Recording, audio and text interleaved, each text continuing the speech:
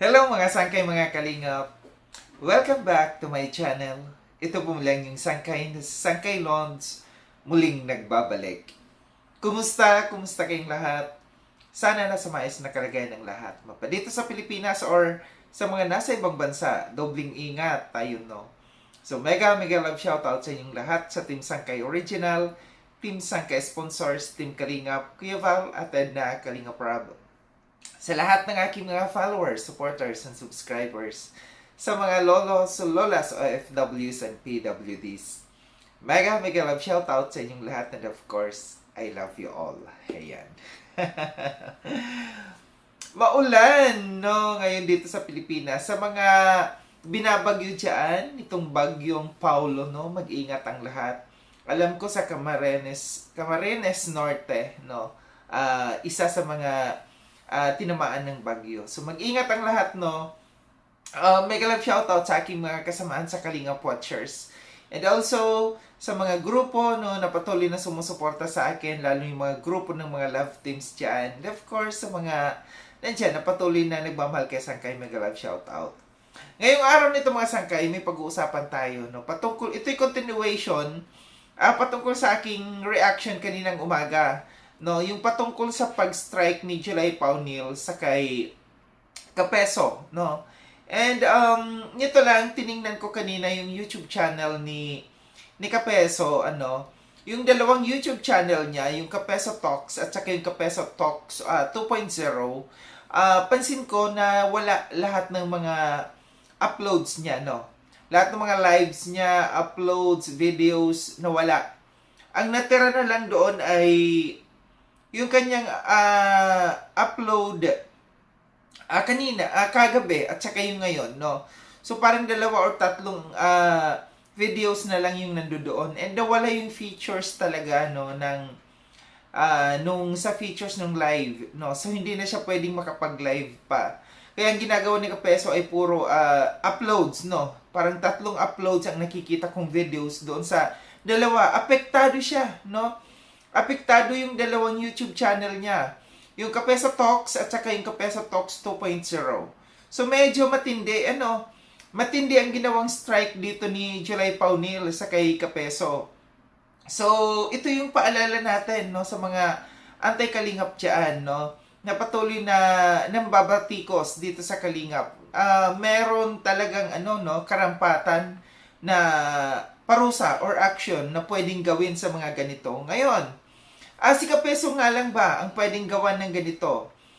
Of course, lahat, no, ng mga nandiyan pwedeng magawan ng mapa-strike, no. Sana ang susunod na ma-strike dito si Federico, no. Kasi grabe, alam natin na grabe yung pagbanat dito ni Federico, hindi lamang sa mga reactors, hindi lamang kay Kuya Val, hindi lamang kay Kalinga Prab, kundi nilalahat niya. Kasama pati yung mga Kalingap Angels, no? Kahit si Viansay hindi nakaligtas dito sa kay Federico. So, sino ang susunod, no? Sino ang susunod na pwedeng strike dito? So, kung nagawa dito, no, ni July Paunil dito sa kay Kapeso, pwedeng magawa. Pwedeng gawin, no, dito sa kay Federico. So, siguro na ito, may idea na dito si Federico na baka siya ang susunod na mapastrike dito, no? Lalo't lalo na alam na ang procedures kung paano.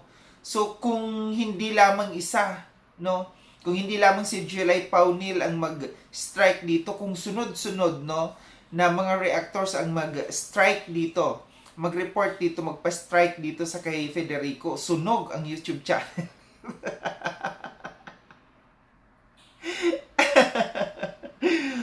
Parang nakikinikinita ko yung itsura ni Federico. Pagka nangyari na masunog ang kanyang YouTube channel, lalong luluwag mata.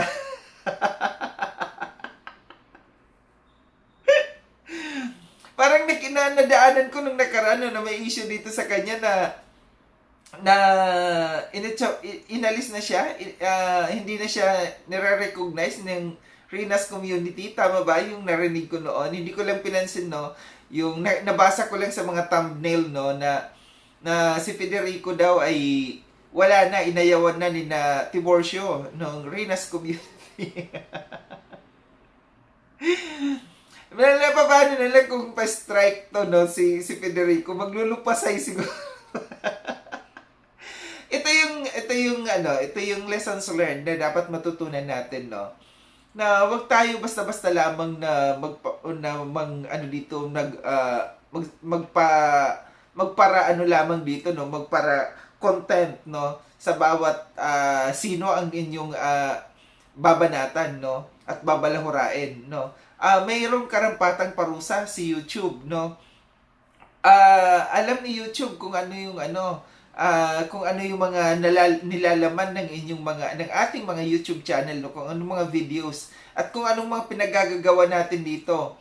So once na mapuruhan kayo kagaya ng ginawa ni Jelay Paunil dito sa kay Kapeso, nga. Sayang yung YouTube channel na pinaghirapan. So abangan natin ang susunod, no, kung si Federico, kung anong mangyayari.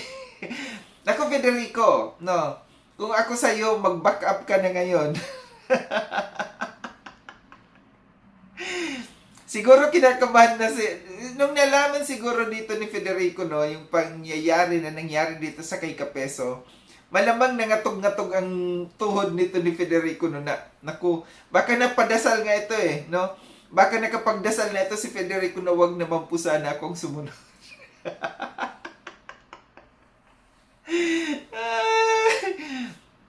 Pero sa totoo lang, ako hindi nagbibiro, ako natatawa lamang dito, no, pero ako'y seryoso, no.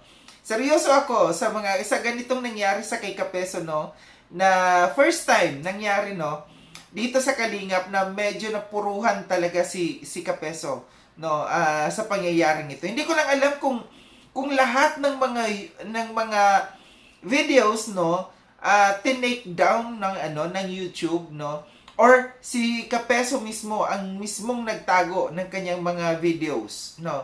Kasi nagulat lamang ako nung tiningnan ko kanina yung kanyang YouTube channel, parihas, no. As in, ang natira na lang yung kahapon at saka yung ngayon, yung kanina na kanyang upload, no, na video. Kasi bihira si Kapeso na mag-upload, no. More on videos, no, or more on live ang ginagawa ni Kapeso. So ang nangyari kasi doon, alam ko na kung bakit na wala lahat ng kanyang kasi ang features ng live ng kanyang YouTube channel ay tinanggal mismo ni YouTube.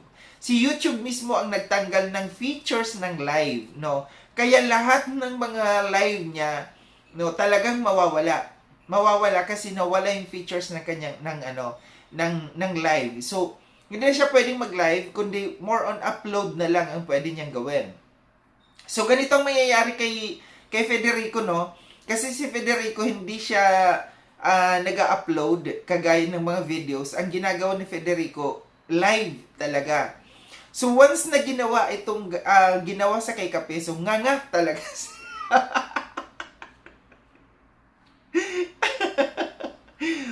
Sana yung next na step na gawin ni Jelay Paunil, no, kung yung ginawa ni Jelay Paunil dito sa kay Kapeso, gawin din niya dito sa kay Federico, no, na para naman mabigyan din ng hustisya yung mga binabalahura dito ni Federico dito sa loob ng Kalingap, no, kasi hindi maganda talaga, no. Hindi maganda yung mga pinagagagawa ni Federico kasi below the belt na. Kahit si Viancy, tinawag niya na mabaho ang hininga, tinawag na kung ano-ano mga tinawag niya sa kay Viancy, So hindi makatarungan.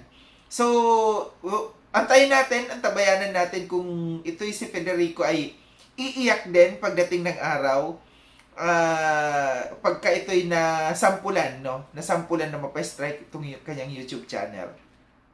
So ito lang aking reaction patungkol dito, no, na para sa akin, paalala sa lahat, no, na mag-ingat tayo kasi maaari sa ngayon nag-i-enjoy tayo, no, sa pang-aasar, no, baka pagdating ng araw tayo umiyak, no, pagka yung YouTube channel natin ay na-take down.